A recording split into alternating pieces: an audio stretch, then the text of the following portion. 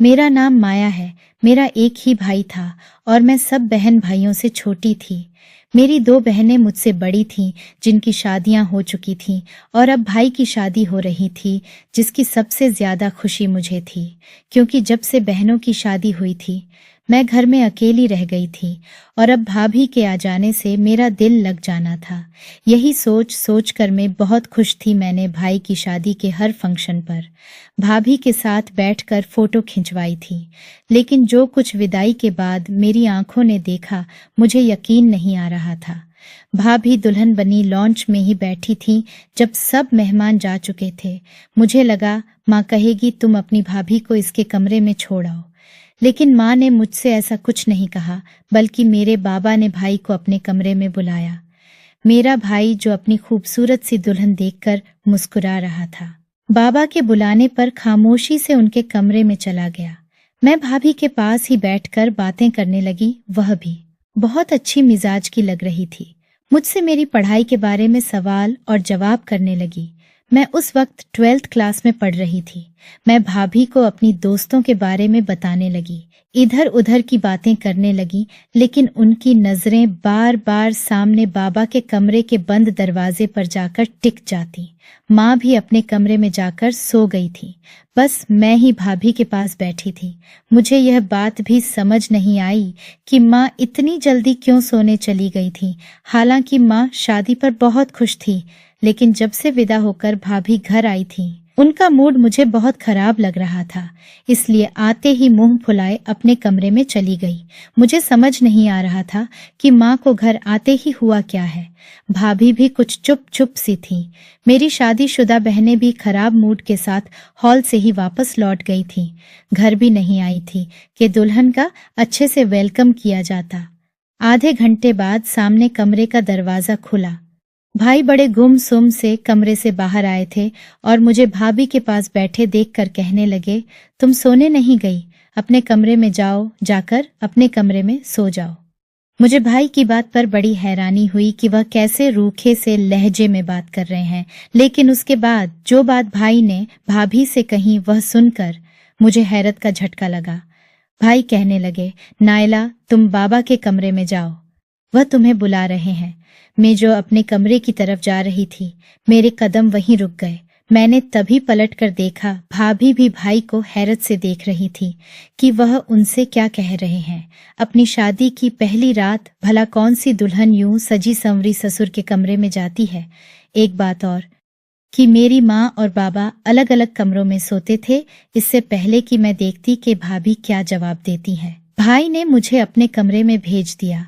मैंने अपने कमरे में आकर दरवाजा बंद कर लिया, लेकिन मैं इतनी भी छोटी नहीं थी कि इन बातों को समझ न सकती। मैं कमरे में आ तो गई थी, लेकिन मेरा पूरा ध्यान बाहर था। मैं पहले तो अपने बेड पर बैठ गई कि आखिर बाबा ने भाभी को अपने कमरे में क्यों बुलाया है। मैं कुछ देर तो अपने कमरे में बेचैन सी रही, लेकिन उसके बाद मैंने अपने कपड़े चेंज करके अपने कमरे का दरवाजा जरा सा खोला। जो कुछ मुझे अपने सामने नजर आया तो वह मुझे उलझन में डाल गया था। भाई बाहर नहीं थे और भाभी बाबा के कमरे से निकली थी और बेइंतहा रो रही थी। तकरीबन 1 घंटे बाद मैंने अपने कमरे से झांक कर देखा, रोते हुए वह अपने कमरे में चली गई।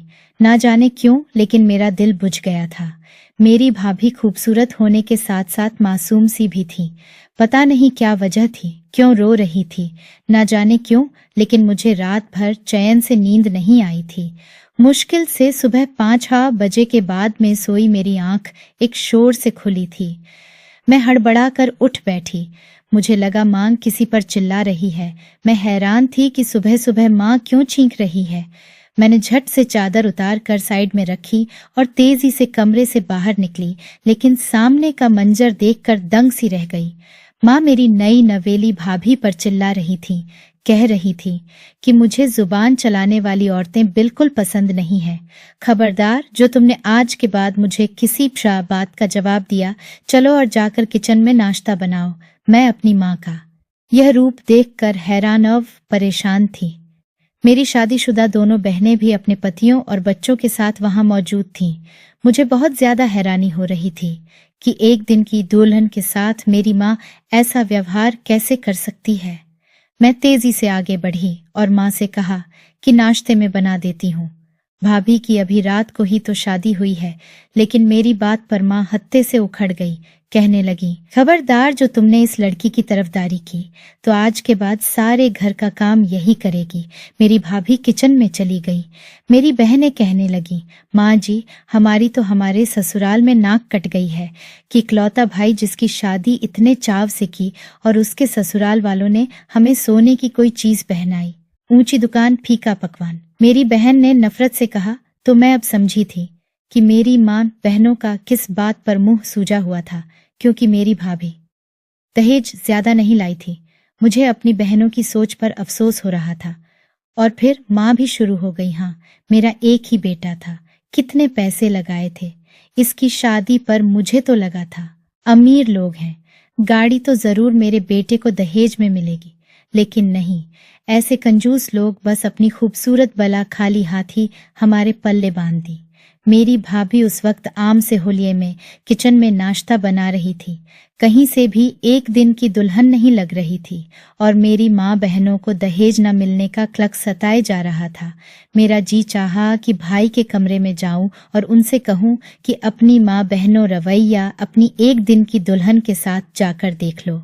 जिन बहनों की ख्वाहिशों को पूरा करने के लिए तुमने खुद अपनी शादी देर से की। मेरा भाई सबसे बड़ा था और था भी घर वालों का बहुत ही आज्ञाकारी, इसीलिए दोनों बहनों की शादी पर मेरे भाई ने बहुत दहेज दिया था और जब उसकी अपनी शादी हुई थी तो उन्हें अपनी सोच के मुताबिक भी कुछ ना मिला था। भाई जब कमरे से बाहर निकले तो घबराए हुए थे। अपनी दुल्हन को किचन में काम करते देखकर भी वह कुछ नहीं बोले थे। माँ से बहुत डरते थे। मैं जानती थी कि मेरा भाई मेरी माँ का आज्ञाकारी बेटा था, इसलिए मैं जानती थी कि माँ की जैसी सोच है भाई की भी वैसी ही होगी। अभी मेरा यह अफसोस ही कम ना हुआ था कि बाबा जब अपने कमरे से बाहर निकले तो बहुत खुश नजर आ रहे थे। बाबा को देखकर मुझे याद आने लगा कि भाभी दुल्हन बने रात को बाबा के कमरे से रोती हुई बाहर निकली थी। मुझे लगा शायद बाबा ने भी कम दहेज मिलने पर ही भाभी को ताने मारे होंगे, लेकिन बात तो कुछ और ही थी। बाबा जब नाश्ते की मेज पर बैठे तो मेरी भाभी का मेरे बाबा को देखकर रंग उड़ सा गया। वह बहुत ज्यादा घबराई हुई थी। मैं भाभी के चेहरे के भाव देखकर हैरान थी और अपने बाबा के चेहरे की मुस्कुराहट देखकर मुझे अंदर ही अंदर बुरा लग रहा था। फिर तो सबका यही व्यवहार भाभी के साथ शुरू हो गया था। वह हर वक्त डरी डरी सी रहने लगी।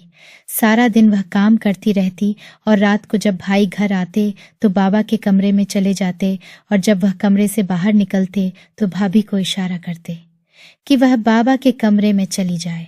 वह बेचारी परेशान हाल सी होकर बाबा के कमरे में जाती थी, लेकिन जब वह कमरे से वापस आती तो बुरी तरह से कांप रही होती, पसीने से तर होती और रोते हुए अपने कमरे में चली जाती।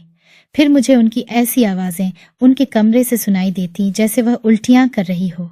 उनके चेहरे के भाव देखकर भी यही लगता कि जैसे वह कोई बहुत बुरा फील करके आई है।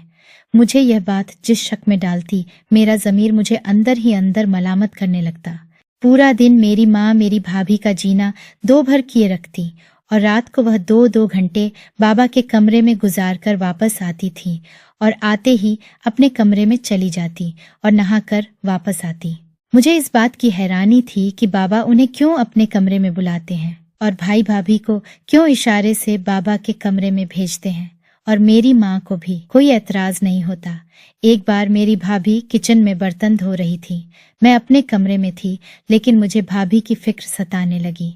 उनकी आंखों में चमकते हर वक्त के आंसू मुझे बहुत दुख देते थे कि क्या दहेज ना देना औरत का इतना बड़ा ऐब है। मैंने घड़ी देखी तो रात का 1 बज रहा था।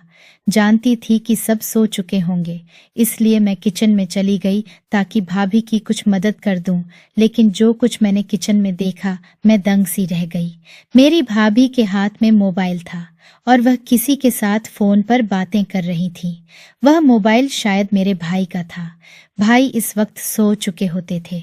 हो सकता है कि वह चोरी छुपे से वह मोबाइल लेकर आती हो और अपने घर वालों से बातें करती हो। कौन हो सकता है वह जिससे मेरी भाभी बात कर रही थी? रो भी रही थी क्योंकि मेरी भाभी अपने चाचा के घर रहती थी। उनके माँ बाप की एक हादसे में मृत्यु हो गई थी और भाभी के चाचा ने रिश्ता तो भाभी का यही कहकर तय किया था कि वह उनकी सगी बेटी जैसी है, लेकिन शादी पर भाभी को कुछ भी नहीं दिया था, जिसकी वजह से मेरी माँ और बाकी घर वालों का व्यवहार उनके साथ बहुत बुरा था।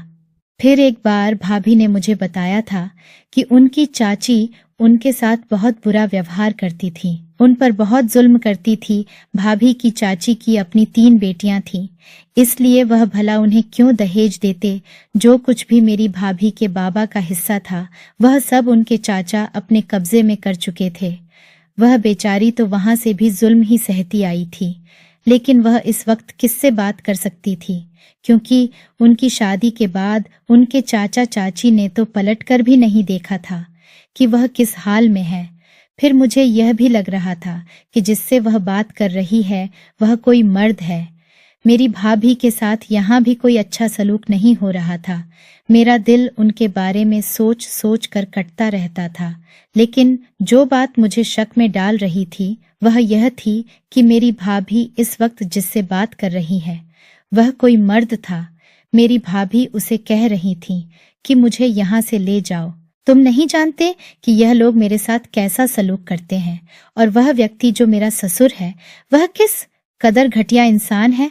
काश के जो जुल्म वह मेरे साथ करता है उसकी बेटी भी वह सब सहे तो उसे पता चले।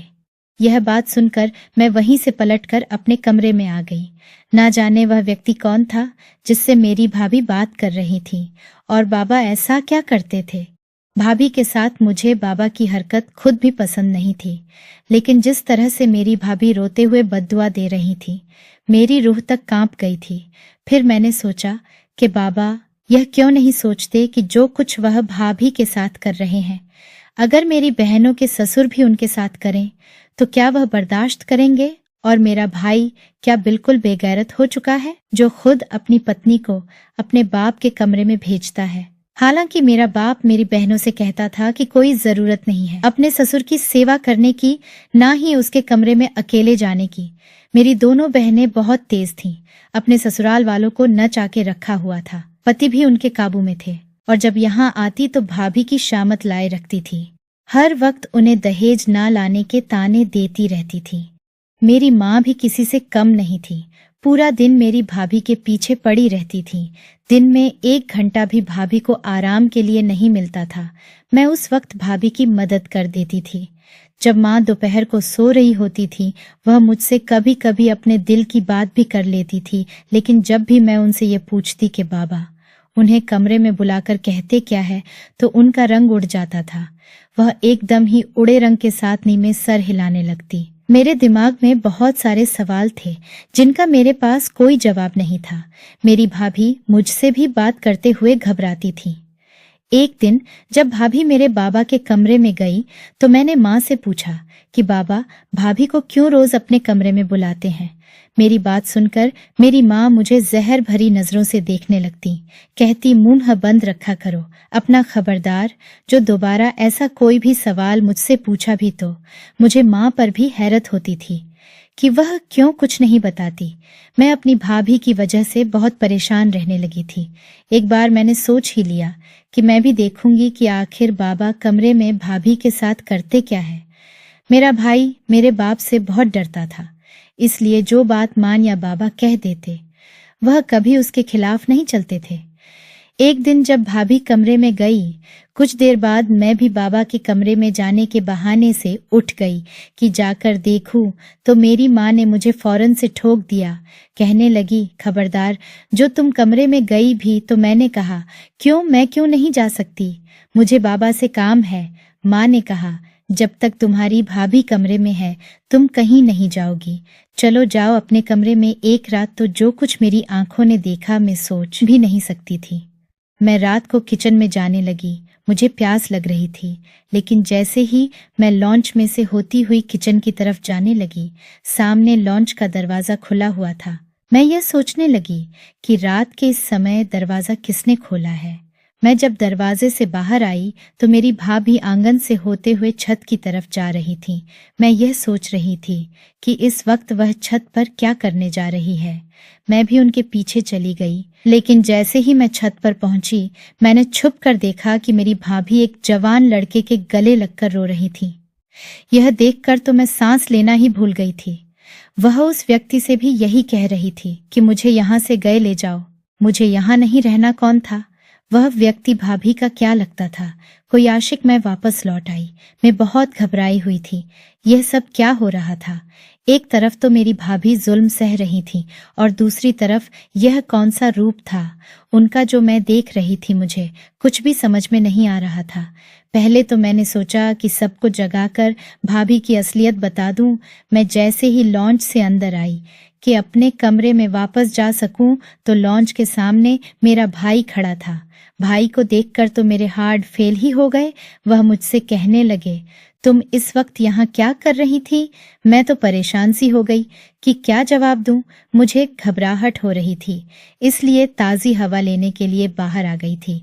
वह कहने लगे, अच्छा ठीक है, ये बताओ तुम्हारी भाभी कहाँ है? पूरे घर में नजर नहीं आ रही।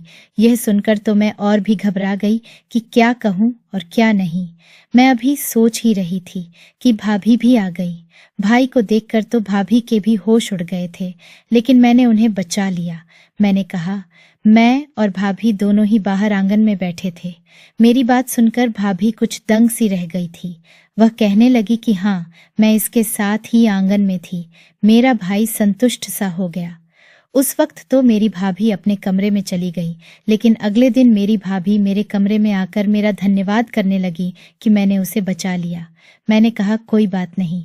फिर मैंने उनसे पूछ ही लिया कि वह छत पर क्यों गई थी और जो व्यक्ति छत पर था वह कौन था। कहने लगी, वह मेरा भाई है जिसे चाचा ने बचपन में ही घर से निकाल दिया था ताकि वह बड़ा होकर कहीं अपना हिस्सा ही ना मांग ले।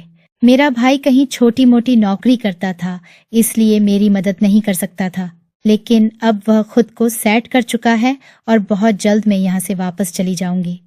मुझे भाभी की बात सुनकर हैरानी हो रही थी। मैंने कहा कि आपने पहले बताया नहीं कि आपका कोई भाई भी है। वह कहने लगी, मैं क्या बताती? इस घर में आते ही मुझ पर जुल्म और सितम शुरू हो गए थे। मुझे तो लगा था कि मेरी कठिनाइयां शादी के बाद खत्म हो जाएंगी, लेकिन मेरे लिए तो हर जगह कठिनाइयां ही कठिनाइयां हैं। मैंने पूछा कि क्या आप मेरे भाई को छोड़ देंगी? कहने लगी, तुम्हारा भाई मेरे लिए बोलता ही नहीं है, कोई आवाज ही नहीं उठाता। मैं ऐसे इंसान के साथ क्या जिंदगी गुजारूं? उनकी बात तो सही थी। फिर कहने लगी, तुम्हारे बाबा भी अच्छे इंसान नहीं है, मैं वह सब नहीं कर सकती। मैंने कहा, बाबा आपसे क्या करवाते हैं? मेरी बात पर वह कहने लगी कि किसी दिन खुद जाकर देख लेना। मैंने भाभी से कहा कि आज मैं आपके कपड़े पहनकर बाबा के कमरे में जाऊंगी, आप मेरे कमरे में खुद को बंद कर लेना। वह मेरी बात मान गई। रात को भाभी के कपड़े पहनकर मैं उनके कमरे में चली गई, लेकिन मैंने घूंघट में अपना चेहरा छुपा लिया। मुझे देखकर मेरे बाबा यही समझे कि मैं भाभी हूँ। फिर मेरे बाबा ने कहा कि मैं काला जादू सीख रहा हूँ, इसलिए मुझे यह जिंदा मुर्गियां काट कर दो, मुझे इनका खून गिलास में डाल कर दो। ये सुनकर मेरे भी होश उड़ गए। मेरा बाप कौन सा काला जादू सीख रहा था? बाबा ने 3 जिंदा मुर्गियां निकाल कर कहा कि इसे काट कर इसे गिलास में डाल कर दो, वह मैं पीऊंगा। फिर वह बोले कि आज आखिरी जादू है, उसके बाद जो चाहो आत्माओं से करवा सकता हूँ।